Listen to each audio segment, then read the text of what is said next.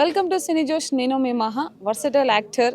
ఇప్పుడు ఏ సినిమా చూసినా కూడా ఆయన ఖచ్చితంగా అందులో కనిపిస్తూ ఉన్నారనమాట. సో మన ముందుకైతే న్యూటన్స్ థర్డ్ లాంటి వచ్చేస్తున్నారు.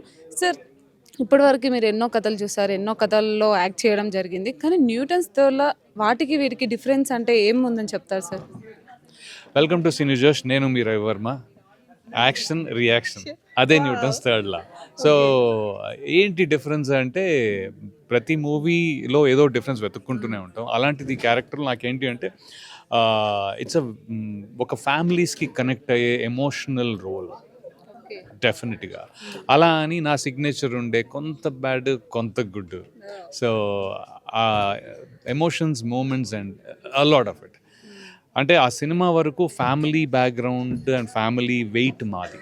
నేను షెల్లీ గారు మేమిద్దరం హస్బెండ్ వైఫ్ చేస్తాము. And Trinath is my son in that movie or son. So అది ఫ్యామిలీ వెయిట్, మిగతా అదంతా థ్రిల్లర్ అనమాట. సో అది. సో యాక్చువల్లీ థ్రిల్లర్స్ అనగానే ఫస్ట్ అందరికీ మన ఇండియాలో మలయాళం బాగా గుర్తొస్తుంది సార్ చాలా మందికి కూడా. అంటే మన తెలుగులో కూడా థ్రిల్లర్స్ సూపర్గా తీయొచ్చు, అలాగే మలయాళంతో మన తెలుగు థ్రిల్లర్స్ని కంపేర్ చేయొద్దు, దీన్ని తెలుగులాగానే చూడాలని చెప్పారు కదా. అంటే ఏ పర్సెప్షన్లో మీకు అలా అనిపించింది సార్?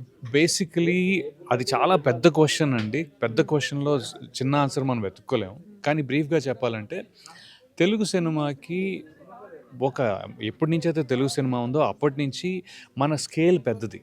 అంటే పెద్ద పెద్ద సినిమాలు, పెద్ద పెద్ద ప్రొడక్షన్లు, పెద్ద పెద్ద ఆడియన్స్, మన ఆడియన్స్ అందరూ కలిసి ఎన్ని పెద్ద సినిమాలు ఇచ్చారు. సో మన స్కేల్ డిఫరెంట్ అయినప్పుడు ఏమైంది అంటే స్టోరీస్ ఒకలా అలైన్ అయ్యాయి. కమర్షియల్ ఎలిమెంట్స్ చాలా ఇంపార్టెంట్ మనకి. ఇప్పుడు మన చిరంజీవి గారి ఘరానా కూడా ఉంది. ఘరానా 20 కోట్లు అప్పుడు కలెక్ట్ చేసిందండి. దాంట్లో 5 కోట్లు మాత్రం రిపీట్ ఆడియన్స్. అంటే వచ్చారు, పాట ఫైట్ చూసి వెళ్ళిపోయేవారు. ఎందుకంటే నాలుగోసారి ఐదోసారి చూసినప్పుడు మొత్తం సినిమా చూడరు. పాటలు, ఆ ఫైటు, మళ్ళీ పాటల టైం లోపలికి వచ్చారు సమోసాలు తినేసి. సో ఇది మనది. మలయాళంలో ఏంటి అంటే చిన్న స్టోరీస్, ముందు నుంచి పక్కింటి వాళ్ళ కథ ఏంటి, లేకపోతే మన కథ ఏంటి అనుకునే ఒక చిన్న చిన్న చిన్న చిన్న చిన్న చిన్న స్టోరీస్ ఉంటూ వాళ్ళ ఆడియన్స్ ఎక్కువ మంది ఉండక commercially they were not making a lot of movies. అందుకని వాళ్ళ థ్రిల్లర్స్ ఆర్ వెరీ డీటెయిల్, మన థ్రిల్లర్స్ ఆర్ కమర్షియల్. సో మనకి నేను వాడు ఏమీ చేయకుండా ఒక 2 సెకండ్లు ఎక్కువ పెట్టానంటే ల్యాగ్రా ఏంటిది అంటాం. So that is my point. అలాంటిది ఇప్పుడు మీరు మలయాళం సినిమా అంటే ఎంజాయ్ చేస్తున్నారంటే నా ఉద్దేశం ఏంటి అంటే అది ఎందుకు ఎంజాయ్ చేస్తున్నారంటే ఫస్ట్ ఆఫ్ ఆల్ అది మలయాళం సినిమా, మన సినిమా కాదు అని డిఫాల్ట్ ఒకటి మైండ్ సెట్. రెండోది ఏంటి అంటే అవన్నీ మీకు వెబ్ సిరీస్ లాగా ఓటీటీలో ఎక్కువ చూస్తున్నారు కాబట్టి. ఇదే మళ్ళీ సినిమా థియేటర్కి వెళ్ళి డబ్బులు పెట్టి మీరు సినిమా చూడండి, ఈ థ్రిల్లర్ అంటే చూద్దామని ఉంది నాకు. ఇప్పటివరకు అలాంటి సన్నివేశాలు రాలేదు. మలయాళం థ్రిల్లర్ సినిమాలు మన తెలుగులో థియేటర్కి వెళ్ళి ఎంతమంది చూశారు అనేది, అందులో ఆడియన్స్ వార్మప్ అవుతున్నారు, అది కూడా ఉంది. But that is the difference I was trying to say. తెలుగులో థ్రిల్లర్ చూడాలి అంటే కొంత కమర్షియాలిటీ ఇవ్వాలండి మనం, అంతే. సో అలా అని చెప్పి మనం ఏదో ఐక్యూ తక్కువను అదేం కాదు, మన ఇంట్రెస్ట్లు అవి. మనకు పాట ఫైట్, ఇప్పుడు ఈ సినిమాలో న్యూటన్స్ థర్డ్లలో ఒక మంచి ఫ్యామిలీ సాంగ్ ఉంది.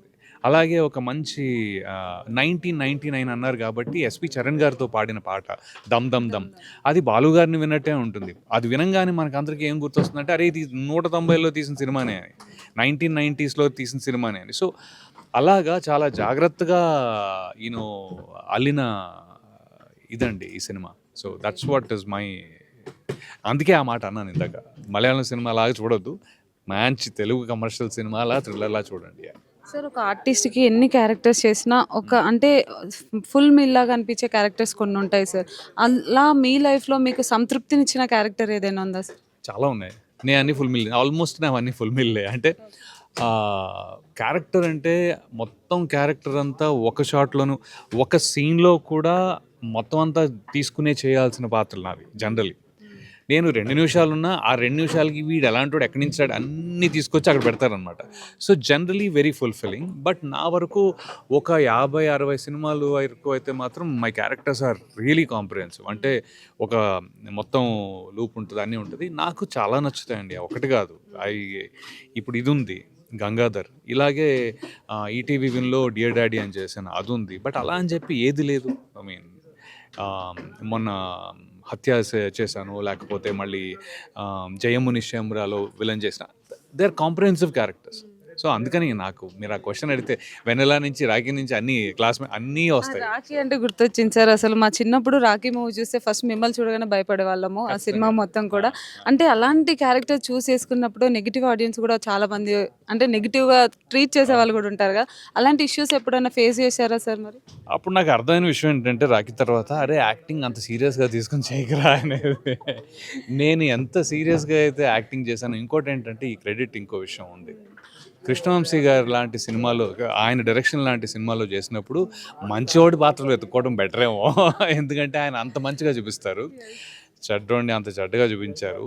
దాని ఇదే ఇప్పటికీ కూడా, ఇప్పటికీ కాదు లక్కీగా 20 ఏళ్ళు అయింది కాబట్టి ఆ జనరేషన్ గుర్తుండిపోయింది. బట్ ఆ జనరేషన్ కూడా గ్రో అప్ అయ్యారులేండి. అంత 30 మినిమం ఒక 20 years డిఫరెన్స్ కదా. But I realize that the impact of a negative role is a lot more than a positive role. అది ఇప్పుడు ఇంకా ఎన్ని ప్రాజెక్ట్స్ చేయబోతున్నారు, ఇంకా ఎంత ఎంటర్టైన్ చేయబోతున్నారు సార్ మమ్మల్ని? ఫ్యూచర్ని నా చేతిలో ఉన్నట్టు మీరు నన్ను అడిగితే నేనేం చెప్పలేను, కానీ ఆల్రెడీ ఇప్పుడు రిలీజ్లు మాత్రం గట్టిగా ఉన్నాయి. ఒక 4-5 రిలీజ్లు ఉన్నాయి. సో ఆఫ్టర్ దాట్ ఒక 2 తమిళ సినిమాలు చేస్తున్నాను ఈ మధ్యలో, ఇంకో 2 నార్మల్ తెలుగు సినిమాలు చేస్తున్నాను. అది సార్ మీకు ఇలాంటి క్యారెక్టర్ పడితే బాగుండు నా లైఫ్లో కూడా అని ఏదైనా ఉందా సార్? అలా ఉండిపోయినది ఏమైనా ఉందా? ఆ మిలిటరీ డిఫెన్స్ ఆ టైప్ ఏదో ఆల్వేస్, అంటే ఒక దేశం మీద అది అలాంటిది ఎప్పుడూ ఇష్టం. కామెడీ నాకు చాలా ఇష్టం యాక్చువల్లీ. కాకపోతే వెనెలా నుంచి ఎంటర్ మన జానర్ కాదు కానీ మనిషిని కాదు కదా, మనిషి కామెడీ. బయటికి మాత్రం ఇదిగో ఇంకా నన్ను సగం మీరు వేరేలా భయపడుతూ చూస్తే నేనేం చేస్తాను కామెడీ. అప్పుడు మాటల్లో కూడా జోకులు రావు నాకు, ఈ జోకి కూడా భయపడతారేమో అని. సో అది అందుకంటే అలా ఏం లేదు సార్. నెక్స్ట్ మిమ్మల్ని కామెడీ రోల్స్లో చూసి మేము కూడా ఫుల్ ఎంజాయ్ చేయాలనుకుంటున్నాం సార్. చెప్పండి ఆడియన్స్కి, ఫిల్మ్ మేకర్స్కి, వీళ్ళందరికీ చెప్పండి. Yes sir. కామెడీ మామ. All the best sir, all the very best.